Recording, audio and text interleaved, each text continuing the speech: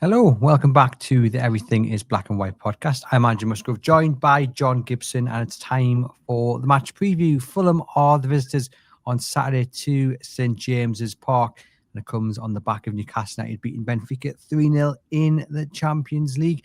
John, welcome back to the show. How are you keeping? You well?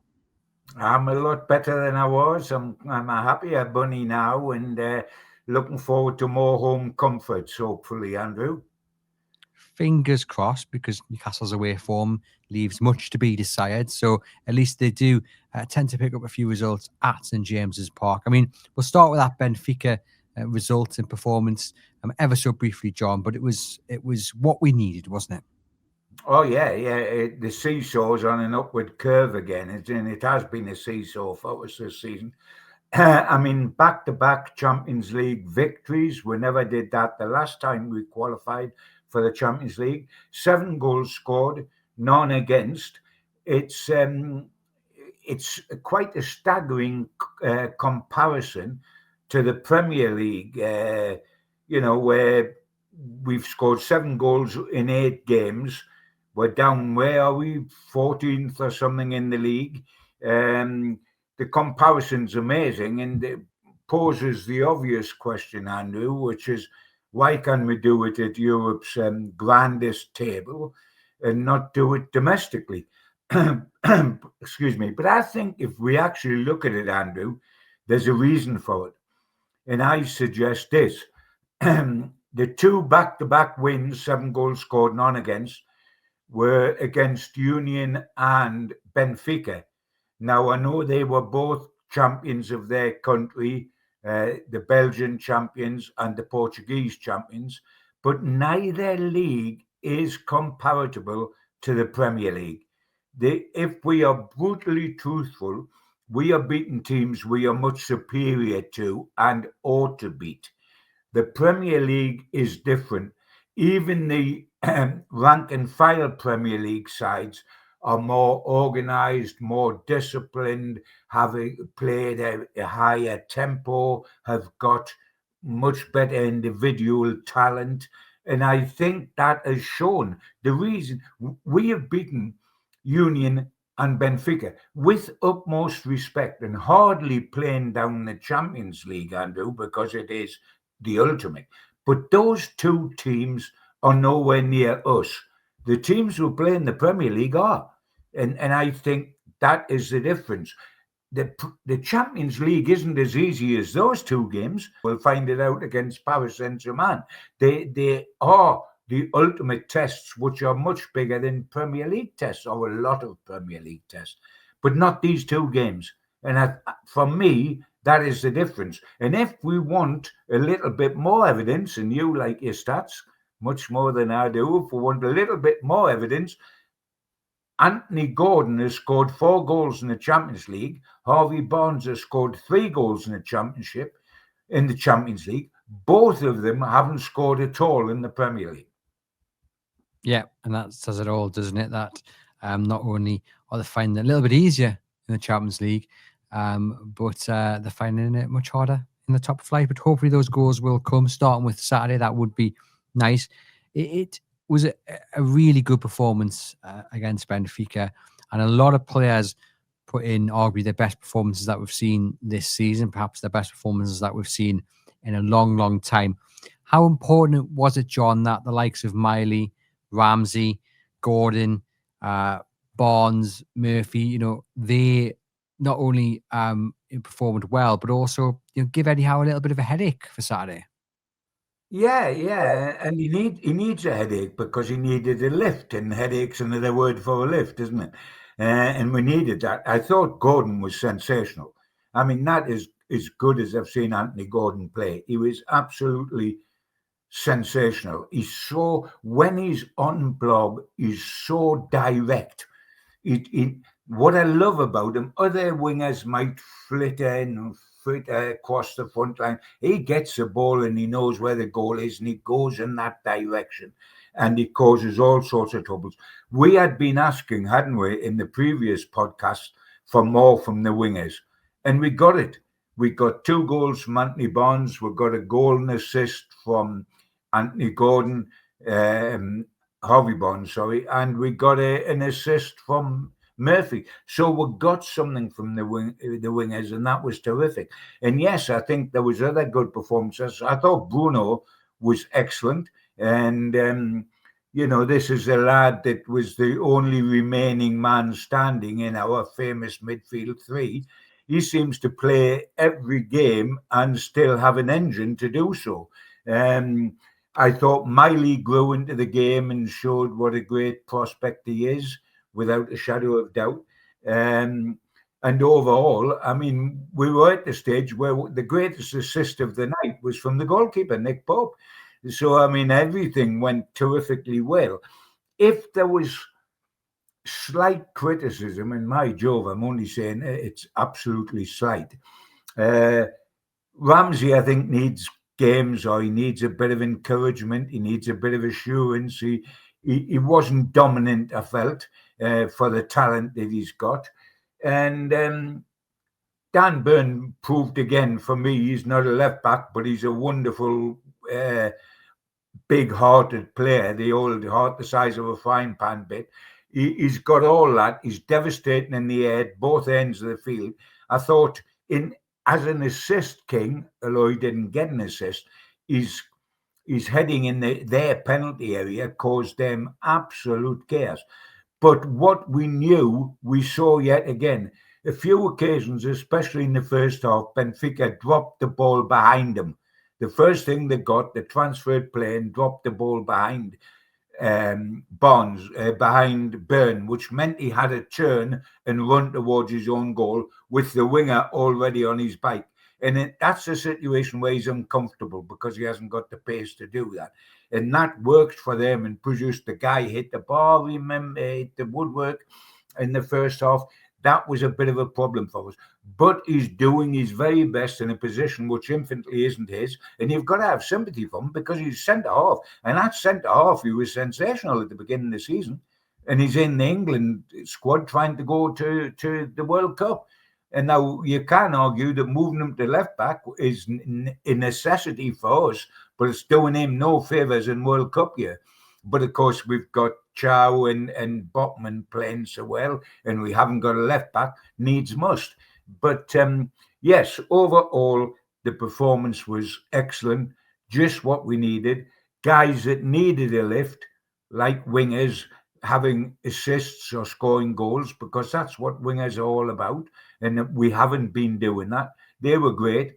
And Lewis Miley confirmed for me what we already know about him. And Bruno's just finds an engine from somewhere all the time. Yeah, it keeps going, doesn't he? And we'll get onto the team selection in a moment. Like you say, it was the result and the performance that Newcastle needed after defeat at Brighton. We always say, John, could this be the moment that kickstarts Newcastle's season? We have been here before with various results and performances.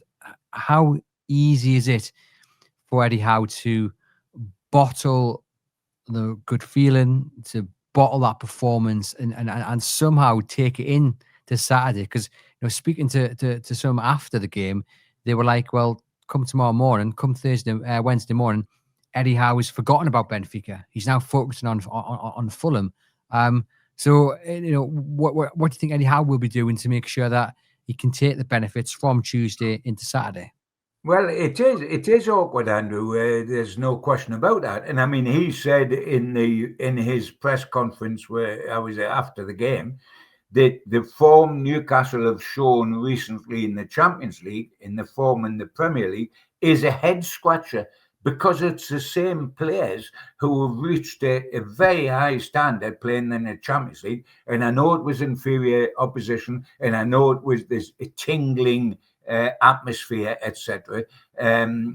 So that and under the lights, I always think produces a drama. It's almost like being on stage, isn't it? Under the lights, you think you're in the Theatre Royal or the London Palladium because it's all razzmatazz and all that. A Saturday afternoon in the sunshine or in the drizzle and no lights is a different ballgame. But he's got a big job taking what we saw on Wednesday night into Fulham because I I would never dream of saying Newcastle are big time Charlies, but because they're not. But what they've done in the Champions League and what they've done in the Premier League, some people could accuse them of that. And perhaps the trouble is that this game in the Premier League, after the high of the Champions League, isn't with respect to Fulham. It isn't against Liverpool or Man City or Arsenal, which would get you up. It's against Fulham, who are the rank and file of the Premier League. No disrespect, but facts are facts. Newcastle have got to not see that and go into the shell and just knock it about. They've got to play at pace and say, this is a real chance for 3 points. And we need the 3 points so badly. 14th in the Premier League, Newcastle United, not good enough. We've got to improve it. And this is an opportunity to improve it because Fulham aren't the best of the Premier League sides. They're not the worst, far from it, but they're not the best. So he's got to get the right attitude going. I mean, Anthony Gordon has got to treat the Premier League and Fulham the way he is treating the Champions League and playing for England. When he plays in the Champions League and playing for England, he looks a superstar. He's a bit more erratic when he's playing in the Premier League. He's got to get the big adrenaline rush he obviously gets playing for England, and he obviously gets playing in the Champions League. He's got to find that in the Premier League. Yeah, certainly so. And like you say, he was fantastic against Benfica, but you can sense some frustration coming post this game on Saturday, because we've been here before when Newcastle performed so well, and then they end up not being able to carry that through into the next game. And you sit there and you think, well, you performed that well. How can this be? And there's maybe questions of a little bit of a mentality issue when it comes to the games that they do perform well. You know, we know against the top clubs, they're always up for it. And it's that kind of siege mentality. But against the lesser sides, again, no disrespect to Fulham, sometimes they do struggle. Now, they should go to the game full of confidence. They've proven how good they are against a decent enough opponent. The players who maybe were on the fringes of the first team have come in and shown how good they can be, and have laid a claim down for a position in the starting 11 on Saturday. So you've got competition, which is another building block to foundation. You've got goals across the team, which Eddie Howe called for. You've got the wingers answering Eddie Howe's rallying call that he delivered on Monday evening about stepping up to the plate. You've got them doing it without Sandro Tonali, without really Joe Linton, who only came on briefly. So there's loads of positives, isn't there, John? It's just about taking it into Saturday. And I guess on the back of what I've just said there about players performing, that leads us nicely onto what the starting 11 will be. It will be Pope. It will be, we would think, the same back four. So I think the only questions really are probably in the centre of the park, because I think you're not going to change Anthony Gordon, as you said. You know, he's brilliant in the Champions League. We want him to do that in the Premier League. This time last week, we said Murphy and Elanga. It's a flip of a coin, but actually I'd stick with Murphy. Another assist to his name. You know, he was, up until that game against Benfica, the only one really performing to a level of note. So no way he changes Murphy for me. It's just in the centre of the park whether Ramsey and Miley did enough to play alongside Bruno. Yeah, I mean, the only thing that's been consistent about Newcastle this season is their inconsistency, and they've got to put that right. And as you say, if you look at the team sheet, you're going to go with the back four, because Burns got to play left back, and he's got a lot of pluses. I must stress that, I really must. But he's got to play left back. And isn't it wonderful that he gives with so much, with such a big heart, when it's not his position? But also, of course, he's playing against his old club, Fulham. You're not going to leave him out against Fulham. That's his old club. So you're going to have the back four. You're going to have the keeper. You're going to have Gordon and Waldemar there up front. The three midfield, well, you're going to have Bruno, of course you are. If Tonali is fit from the virus in terms of strength, I would play him, despite Miley being excellent. And then when I look at the left side, I would play Joe Linton ahead of Ramsey, and because Ramsey, to me, is not the top notch yet, but that is our weakest position because Joe Linton isn't either. Joe Linton has not been the Colossus we know. And I think he's carrying a knee, and that's affecting him mentally. But that is a problem position at the moment. Willock's not consistent enough to go in there.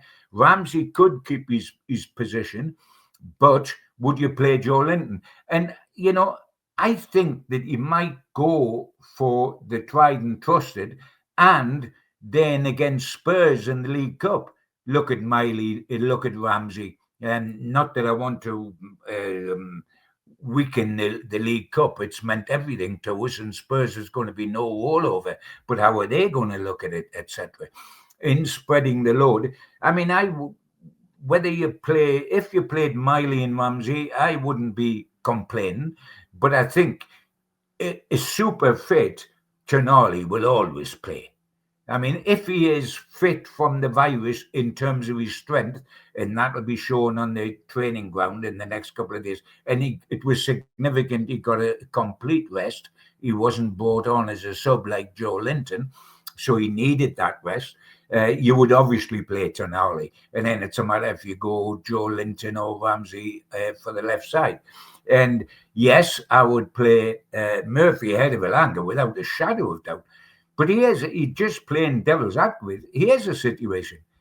Do you bring Harvey Barnes in on the right because he got 2 goals? And Andrew, let me stress, and I thought it was very significant, it was brave, and it was totally successful. With only an hour gone and the score only 1-0, so the match still had to be won against Benfica. He didn't bring Elanga on to play outside right instead of Murphy. He brought Barnes on to play outside right instead of Murphy. He kept Gordon. Barnes only switched across in the last few minutes when Gordon went off. He put Barnes on the right and Gordon on the left. Barnes is right-footed, so it's not really his wrong position. It is. He always plays outside left. But it's not really, because with the right foot, you widen the pitch up. Instead of cutting in automatically all the time, you go on your right side and you widen the pitch up. And of course, running on when a defence is spread eagled and finishing is his strength. So just playing devil's advocate, maybe the only pressure on Murphy isn't from Elanga for this particular game, it's from Harvey Barnes. Yeah, and it goes back to players taking their opportunities when it's presented to them, and Barnes got a chance to impress, and he certainly did that. And yeah, I think it's going to take a little while longer than we'd all like for Elanga to really show what he's worth, but yes, hopefully it will come. I think for the midfield, it's really interesting. I'd be tempted to stick with the midfield 3 that he played against Benfica. I think it may be a little bit significant that Miley didn't come off and he played the entirety of the game. So you can either look at that and say, is that because he's expecting Tonali to be back for Saturday, or is it because Tonali wasn't fit enough to come off? I think it was that. I think Tonali needed the rest big time. I mean, apart from the virus, he has looked very tired recently, and evidently did with Italy. And I think I can see how you can say against Fulham, that 3 last night ought to be good enough. So, you can do whatever you want to do then. It's how strong do you want to go against Spurs in the League Cup? If you're spreading a load, do you keep the same 3 against Fulham and then put your big hitters in against Spurs, or do you flick it on its head? In an ordinary world, as good as Miley is, Tonali will always get in ahead of Miley. In a straightforward world where they're both 100% fit. And that is no slight on Miley, because Tonali would get in ahead of virtually anybody in the country. And Miley is a super kid. There's no question.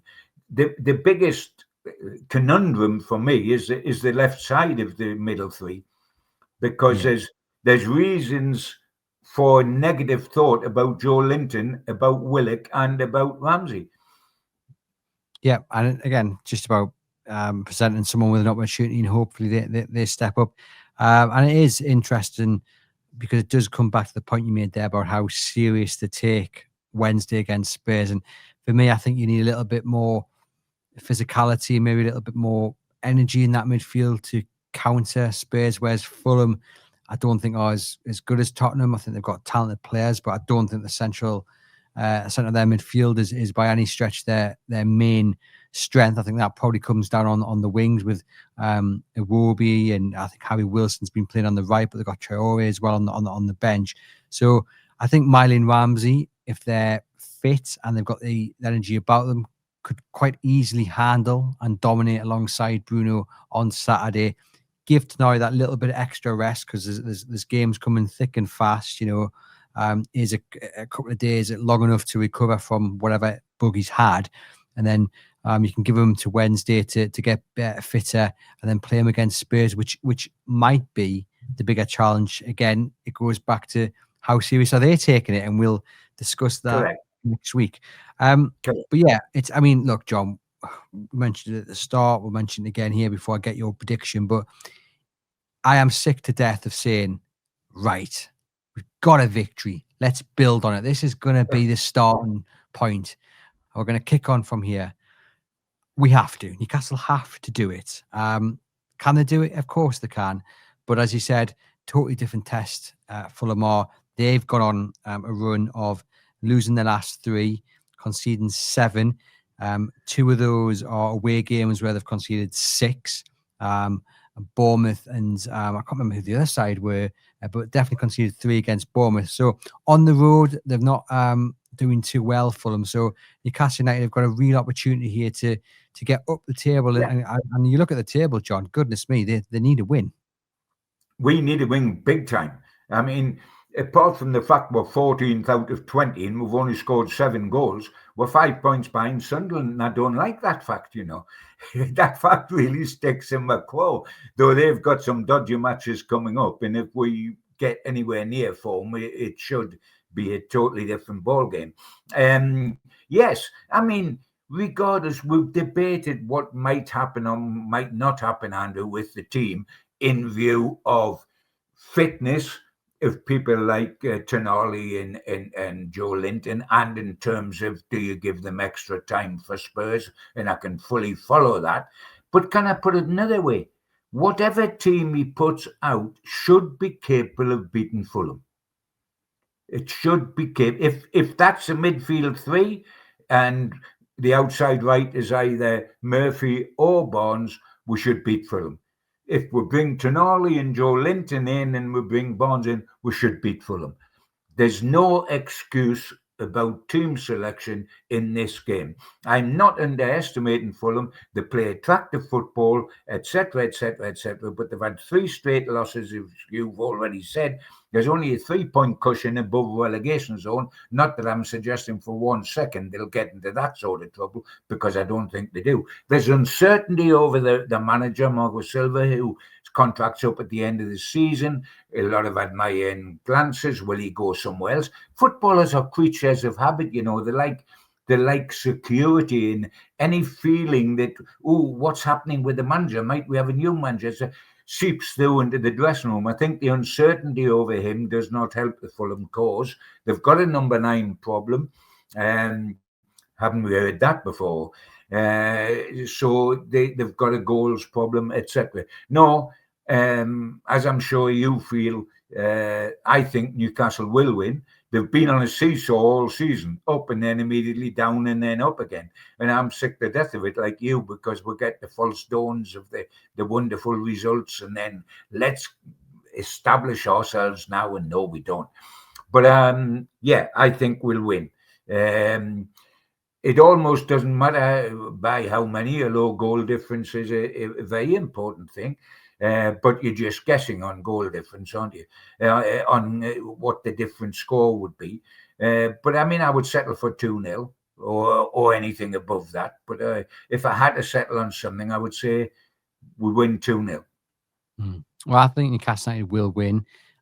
Fulham are one of them sides I don't really like playing, because I just don't think you kind of know what you're going to get, and our form has been a little bit hit and miss. But look, we talk about needing to carry on the good form that we've seen in the Champions League. We talk about needing to get up the table. The bottom line is Newcastle United, they've only beaten sides in the relegation zone. So we need to start seeing them pick up points in the Premier League. We've seen glimpses of good performances, but that doesn't win you points. So fingers crossed they can get the victory on Saturday. That me and John both believe they will do. Big thanks to NordVPN for sponsoring the podcast. The podcast description box is where you'll find your link for a discount offer on your NordVPN plan. No risk with a 30-day money-back guarantee.